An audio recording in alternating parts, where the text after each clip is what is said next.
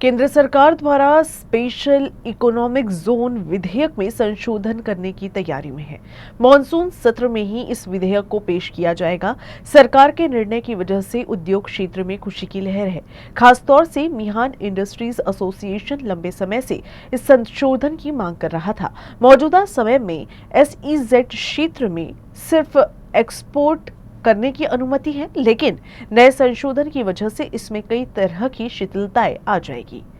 MEA के साथ देश के कई औद्योगिक संगठनों ने न केवल संशोधन के लिए अपने सुझाव दिए हैं, बल्कि उद्योग को बढ़ावा देने के लिए क्या कुछ किया जा सकता है, इसे लेकर सरकार से लगातार चर्चा भी की है।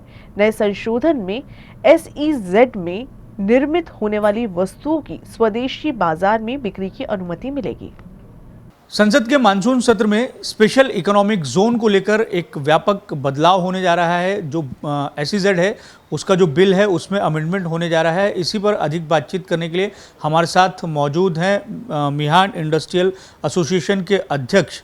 सर, ये बताइए कि क्या ये बदलाव है? एक लंबी लड़ाई जो है आप लोग लड़ रहे थे, इसके लिए पत्राचार हुआ, लंबे समय से पत्राचार हुआ, और मिहान के या SEZ के विकास को लेकर एक तरीके से कई तरह के रोड़े थे, उनमें से एक प्रमुख रोड़ा इस अमेंडमेंट के बाद में हट जाएगा, ऐसी उम्मीद की जा रही है। बिल्कुल सही है। मिहान एक ड्रीम प्रोजेक्ट है हमारे पूरे विदर्भ के लिए, महाराष्ट्र के लिए और पूरे देश के लिए।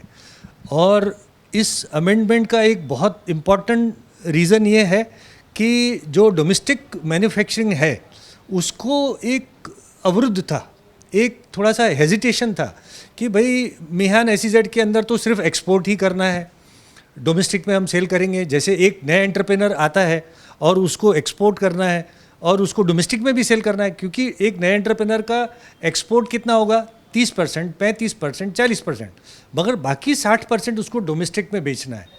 तो वो जब डोमेस्टिक में बेचने जाता है तो उसमें जो कस्टम टैरिफ लगता है उस वजह से वो डोमेस्टिक में कॉम्पिटिटिव नहीं रहता है। तो इसके लिए हम लोगों ने पूरा केस स्टडी किया था।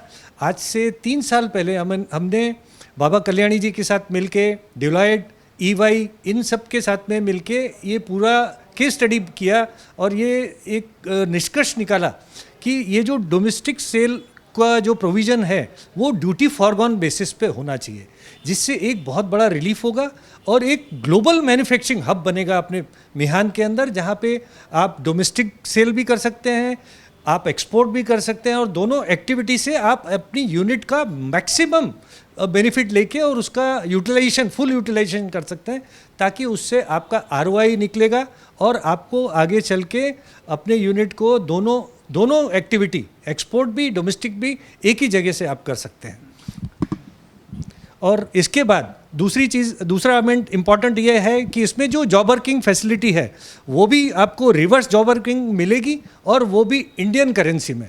अभी तक क्या हो रहा था कि आप अगर जॉब वर्किंग करते हैं तो आपको फॉरेन एक्सचेंज में पैसा देना पड़ता था। तो इससे भी काफ़ी जो जॉब वर्किंग वाली फॉरेन जी कंपनियाँ हैं वो थोड़ा पीछे हट रही थी।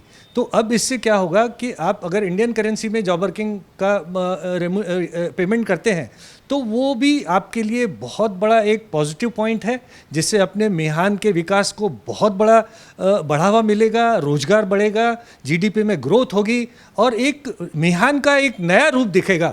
ये मानसून सत्र के बाद में जैसे ही हम अमेंडमेंट आए जाएंगे और ये होगा, लोगों का एक अट्रैक्शन बढ़ेगा, लोग यूनिट्स आएंगी यहाँ पे। यहाँ एग्रीकल्चर का बहुत बड़ा हब है, दालों का, स्पाइसेस का, मिनरल्स का, और सभी यूनिट्स यहाँ आने के लिए उत्सुक होगी। और हमारे देवेंद्र जी फडणवीस और नितिन जी गडकरी का ये ड्रीम प्रोजेक्ट है और इनका सपना है कि अपने मिहान को हमेशा आगे रहना चाहिए और अपने पूरे विदर्भ के लिए ये बहुत बेहतरीन होगा। और मैं धन्यवाद देना चाहता हूँ देवेंद्र जी का, हमारे CM साहब का, और नितिन जी गडकरी का, जिन्होंने हर समय ये प्रमोट किया कि भाई अपने मिहान का विकास हो, और उसके लिए उन्होंने हर जगह हमको सपोर्ट दिया और हर जगह मिनिस्ट्री में उन्होंने हमको हमारे साथ में रहे, कॉमर्स मिनिस्ट्री हो, फाइनेंस मिनिस्ट्री हो। जब हमने प्रपोजल बनाया था उन्होंने खुद आकर के इसको पूरा स्टडी किया और हमको अप्रिशिएट किया कि इस चीज़ को आप लेके आइए। और इस अमेंडमेंट के बाद पूरे अपने मिहान का एक पूरा सर्वांगीण विकास होने जा रहा है। एक बड़ी दिक्कत मिहान को लेकर जो होती है और जो चर्चा होती है कि बहुत सारे इन्वेस्टर ने वहाँ पर ज़मीन लेकर रखी है, लेकिन वो इन्वेस्ट नहीं कर रहे हैं और नए इन्वेस्टर आ नहीं रहे हैं। आपने इतने सेक्टर्स की बात की, लेकिन मोटे तौर पर अगर हम देखें तो आईटी सेक्टर या एक दो और सेक्टर के वहाँ पे जो इन्वेस्टर हैं वो हैं। अब इस अमेंडमेंट होने के बाद में जिस तरीके से आप बात कर रहे हैं कि सर्वांगीण विकास होगा, तो किस तरीके की चुनौतियां हैं और वो चुनौतियां कैसे इस एक अमेंडमेंट के बाद में जो है वो दूर हो जाएंगी और क्या कुछ तस्वीर भविष्य में हमें दिखाई दे सकती है? अभी भी बहुत हद तक जो ज़मीनें हैं वो खाली पड़ी हैं, हालांकि निवेशकों ने लेके रखी हैं, लेकिन वहाँ इन्वेस्टमेंट कुछ नहीं है। उसका असर जो है कि रोज़गार नहीं हो रहा है और जो अन्य तरह के नुकसान हैं वो भी जो है वो दिखाई दे रहे हैं। देखिए, इसमें क्या है, लोगों ने ज़मीनें लेके रखी थी और अभी भी ज़मीनें यहाँ लेके रखी हैं लोगों ने, मगर काम नहीं चालू कर रहे। उसका रीज़न ये है कि थोड़ा लोगों के अंदर एक हेजिटेशन था कि भाई पॉलिसी में यहाँ पे आएंगे तो एक्सपोर्ट ही करना पड़ेगा और मेरा तो इतना एक्सपोर्ट है नहीं, तो हम कैसे करेंगे आगे चल के काम को। जब ये अमेंडमेंट आ जाएंगे तो धीरे धीरे ये पूरी क्लैरिटी हो जाएगी कि भाई आप ये यूनिट से यहाँ से SEZ से आप एक्सपोर्ट भी कर पाएंगे और डोमेस्टिक में भी कर पाएंगे। तो इससे सभी सेक्टर को एक यानी पूरा अट्रैक्शन हो जाएगा और लोगों को एक प्लग एंड प्ले फैसिलिटी मिलेगी। भाई डोमेस्टिक भी आप कर सकते हो, एक्सपोर्ट भी आप कर सकते हो। तो जितने भी यहाँ पे जैसे अपने विदर्भ के अंदर एग्रीकल्चर का बहुत बड़ा हब है, दालों का बहुत बड़ा हब है, अपने चावल का बहुत बड़ा हब है, अपने स्पाइसेस का बहुत बड़ा हब है, IT वाले हैं, IT टेक्नीशियंस हैं और अलावा मिनरल्स हैं, पूरे विदर्भ में अच्छे अच्छे मिनरल्स हैं। उनके भी जो यूनिट्स हैं वो इधर उधर न जाते हुए सब मिहान के अंदर आकर्षित होंगी और ये आगे चल के मिहान के विकास के लिए बहुत बड़ा इम्पॉर्टेंट फेज़ आने वाला है। कितनी जगह अब भी मिहान में जो है वो खाली है?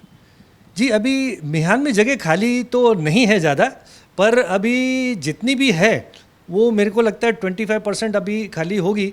मगर वो ये अमेंडमेंट आने के बाद में मिहान में मुझे ऐसा लगता है कि ज़मीन मिलेगी नहीं, क्योंकि धीरे धीरे लोगों को जो अवेयरनेस आएगी कि भाई इतना अच्छा वर्ल्ड क्लास इंफ्रास्ट्रक्चर है और हम यहाँ पे दोनों काम कर सकते हैं, डोमेस्टिक भी कर सकते हैं, एक्सपोर्ट भी कर सकते हैं। तो यहाँ पे लोगों का अट्रैक्शन बढ़ेगा और हमको यहाँ आगे चल के ज़मीन नहीं मिलेगी। और एक जो विकास का दृश्य हम दिख रहे हैं कि यहाँ पे हमको इतना सुंदर इंडस्ट्रियल हब बनेगा जिसकी हम कल्पना भी नहीं कर सकते। धन्यवाद सर हमसे बात करने के लिए। तो ये थे मिहान इंडस्ट्रियल एसोसिएशन के अध्यक्ष मनोहर भोजवानी सर, जो हमें बता रहे थे कि किस तरीके से एक लंबी लड़ाई जो है वो लड़ी गई है और ये जो SEZ को लेकर अमेंडमेंट होने वाला है मानसून सत्र में, उसके बाद में मिहान की तस्वीर जो है वो हमें बदली हुई दिखाई देगी। वीडियो जर्नलिस्ट अतुल गवई के साथ दिव्येश द्विवेदी, UCN न्यूज़, नागपुर।